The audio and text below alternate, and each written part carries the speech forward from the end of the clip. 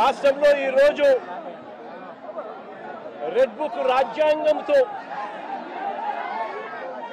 ఏ రకంగా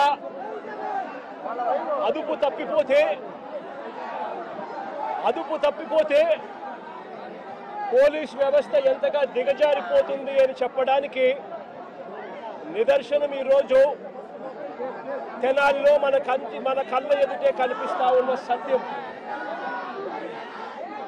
ఈరోజు నిజంగా ఈ ఘటన చూస్తే ఎలాంటి దారుణమైన పరిస్థితులు కనిపిస్తాయి అనంటే ఈరోజు రాష్ట్రంలో జరుగుతా ఉన్న అనేక సంఘటనలు ఒకసారి గమనించినట్లయితే ఆ ప్రతి సంఘటన కూడా ఏ రకంగా చంద్రబాబు నాయుడు గారు ఆయన పార్టీ రెడ్ బుక్ రాజ్యాంగం తీసుకొని వచ్చి పోలీసు వ్యవస్థను దుర్వినియోగం చేస్తూ తనకు వ్యతిరేకంగా ఏ గొంతు వినిపించినా కూడా ఆ గొంతు అణగదొక్కే కార్యక్రమంలో భాగంగా ఏ రకంగా చంద్రబాబు నాయుడు గారు దగ్గరుండి వైఎస్ఆర్సీపీకి సంబంధించిన మాజీ మంత్రుల మీద, మాజీ ఎమ్మెల్యేల మీద, నాయకుల మీద, కార్యకర్తల మీద, సోషల్ మీడియా కార్యకర్తల మీద ఏ రకంగా తప్పుడు కేసులు పెడతా ఉన్నాడు, ఏ రకంగా తప్పుడు సాక్ష్యాలు సృష్టిస్తూ ఉన్నాడు, ఏ రకంగా వాళ్ళని జైళ్ళల్లో పెడతా ఉన్నారు, ఏ రకంగా చట్టాన్ని చేతిలోకి తీసుకోవడం ఒక పరిపాటిగా మారిపోయింది అనడానికి ఈరోజు రాష్ట్రంలో జరుగుతూ ఉన్న రెడ్ బుక్ రాజ్యాంగం మన కళ్ళ ఎదుటే కనిపిస్తూ ఉన్న సత్యం. ఆ రకంగా రెడ్ బుక్ రాజ్యాంగాన్ని ఉపయోగపెడుతూ అదుపు తప్పిపోతే పోలీస్ వ్యవస్థ, ఆ పోలీస్ వ్యవస్థ ఎలాంటి వికృత రూపం దాలుస్తుంది అని చెప్పడానికి నిదర్శనం ఈరోజు తెనాలిలో జరిగిన ఘటన.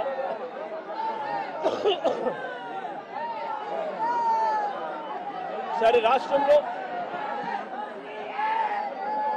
ఇంత భయానక పరిస్థితుల మధ్య తెనాలిలో అసలు ఏం జరిగింది, తెనాలి ఘటన ఎందుకింత అన్యాయమైన ఘటన అని చెప్పి ఒకసారి లోతుల్లోకి అందరం కలిసికట్టుగా పోదాం.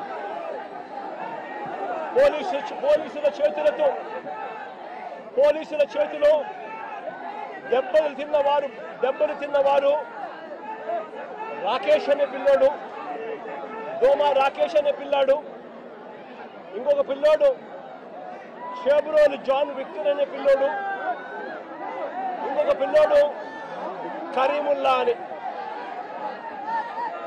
దళితులు, మైనారిటీ వర్గానికి చెందిన వ్యక్తి ఇంకొక పిల్లాడు.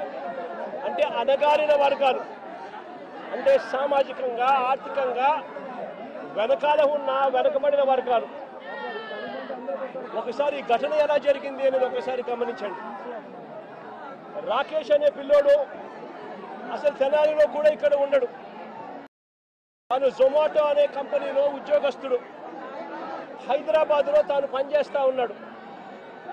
హైదరాబాద్లో పనిచేస్తూ ఉన్న ఈ రాకేష్ అనే పిల్లాడు, జొమాటో అనే కంపెనీలో పనిచేస్తూ ఉన్న ఈ రాకేష్ అనే పిల్లోడు తనకు ఏదో పాత కేసుకు సంబంధించి, వీళ్ళంతా యంగ్స్టర్స్, చిన్ననాటి సమయంలో వీళ్ళకి ఏదో పాత గొడవలు, పాత ఏదో గొడవల నేపథ్యంలో ఉన్న కేసుల మధ్య ఈ పిల్లాడికి సంబంధించిన ఒక పాత కేసులో వాయిదా కోసం మాత్రమే ఈ పిల్లాడు తెనాలికి వచ్చినాడు.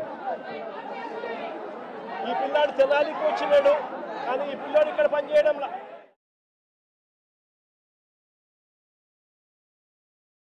ఇదే చంద్రబాబు నాయుడు మీద 24 కేసులున్నాయి. మరి చంద్రబాబు నాయుడు మీద 24 కేసులున్నాయని చెప్పి చంద్రబాబు నాయుడు గారిని నడి రోడ్డు మీదకి తీసుకొని వచ్చి తన్నడం ధర్మమే అవుతుందా అని అడుగుతా ఉన్నా. చంద్రబాబు నాయుడు మీద కూడా 24 కేసులున్నాయి. ఆయనను కూడా రోడ్డు మీదకి తీసుకొని వచ్చి తంతే ధర్మమేనాది? ఇదే పోలీసులను అడుగుతా ఉన్నా. కేసులు ఉన్నాయి కదా అని చెప్పి, పాత కేసులు ఏదో ఉన్నాయని చెప్పి నువ్వు చేసిన పనికి జస్టిఫైబుల్ కారణం కాదది. కేసులు ఉంటే ఆ కేసులు తేల్చాల్సింది కోర్టులు. మీరు ఆరోపణ చేస్తారు, అది న్యాయం కాదు అని చెప్పి వాళ్ళ అవతల కోర్టుల్లో ఆర్గ్యూ చేస్తారు. జడ్జి కేసు వింటాడు, జడ్జి తీర్పునిస్తాడు. అంతేకాని పోలీసులు ఇలా కేసులు గతంలో ఉన్నాయి కదా అని చెప్పి తీసుకొని వచ్చి నడి రోడ్డు మీద వాళ్ళను నిల్చోబెట్టి వాళ్ళ కుటుంబ పరువును తీస్తూ వాళ్ళను షేమింగ్ చేసే కార్యక్రమం పోలీసులకు లేనే లేదు. అంటే ఈరోజు రాష్ట్రంలో జరుగుతూ ఉన్న అనేక సంఘటనలు ఒకసారి గమనించినట్లయితే ఆ ప్రతి సంఘటన కూడా ఏ రకంగా చంద్రబాబు నాయుడు గారు ఆయన పార్టీ రెడ్ బుక్ రాజ్యాంగం తీసుకొని వచ్చి పోలీసు వ్యవస్థను దుర్వినియోగం చేస్తూ తనకు వ్యతిరేకంగా ఏ గొంతు వినిపించినా కూడా ఆ గొంతును అణగదొక్కే కార్యక్రమంలో భాగంగా ఏ రకంగా చంద్రబాబు నాయుడు గారు దగ్గరుండి వైఎస్ఆర్సీపీకి సంబంధించిన మాజీ మంత్రుల మీద, మాజీ ఎమ్మెల్యేల మీద, నాయకుల మీద, కార్యకర్తల మీద, సోషల్ మీడియా కార్యకర్తల మీద ఏ రకంగా తప్పుడు కేసులు పెడతా ఉన్నాడు, ఏ రకంగా తప్పుడు సాక్ష్యాలు సృష్టిస్తూ ఉన్నాడు, ఏ రకంగా వాళ్ళని జైళ్ళల్లో పెడతా ఉన్నారు, ఏ రకంగా చట్టాన్ని చేతిలోకి తీసుకోవడం ఒక పరిపాటిగా మారిపోయింది అనడానికి ఈరోజు రాష్ట్రంలో జరుగుతూ ఉన్న రెడ్ బుక్ రాజ్యాంగం మన కళ్ళ ఎదుటే కనిపిస్తూ ఉన్న సత్యం. ఆ రకంగా రెడ్ బుక్ రాజ్యాంగాన్ని ఉపయోగపెడుతూ అదుపు తప్పిపోతే పోలీస్ వ్యవస్థ, ఆ పోలీస్ వ్యవస్థ ఎలాంటి వికృత రూపం దాలుస్తుంది అని చెప్పడానికి నిదర్శనం ఈరోజు తెనాలిలో జరిగిన ఘటన.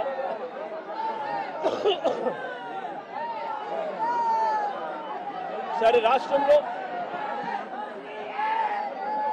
ఇంత భయానక పరిస్థితుల మధ్య తెనాలిలో అసలు ఏం జరిగింది, తెనాలి ఘటన ఎందుకింత అన్యాయమైన ఘటన అని చెప్పి ఒకసారి లోతుల్లోకి అందరం కలిసికట్టుగా పోదాం.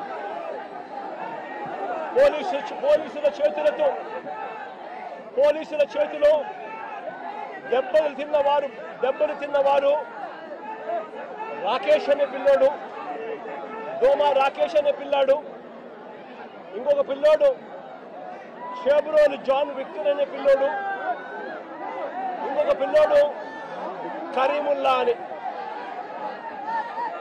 దళితులు, మైనారిటీ వర్గానికి చెందిన వ్యక్తి ఇంకొక పిల్లాడు. అంటే అణగారిన వర్గాలు, అంటే సామాజికంగా ఆర్థికంగా వెనకబడిన వర్గాలు. ఒకసారి ఈ ఘటన ఎలా జరిగింది అనేది ఒకసారి గమనించండి. రాకేష్ అనే పిల్లోడు అసలు తెనాలిలో కూడా ఇక్కడ ఉండడు. తాను జొమాటో అనే కంపెనీలో ఉద్యోగస్తుడు. హైదరాబాద్లో తాను పనిచేస్తూ ఉన్నాడు. హైదరాబాద్లో పనిచేస్తూ ఉన్న ఈ రాకేష్ అనే పిల్లాడు, జొమాటో అనే కంపెనీలో పనిచేస్తూ ఉన్న ఈ రాకేష్ అనే పిల్లోడు తనకు ఏదో పాత కేసుకు సంబంధించి, వీళ్ళంతా యంగ్స్టర్స్, చిన్ననాటి సమయంలో వీళ్ళకి ఏదో పాత గొడవలు, పాత ఏదో గొడవల నేపథ్యంలో ఉన్న కేసుల మధ్య ఈ పిల్లాడికి సంబంధించిన ఒక పాత కేసులో వాయిదా కోసం మాత్రమే ఈ పిల్లాడు తెనాలికి వచ్చినాడు. కానీ ఈ పిల్లాడు ఇక్కడ పనిచేయడంలా.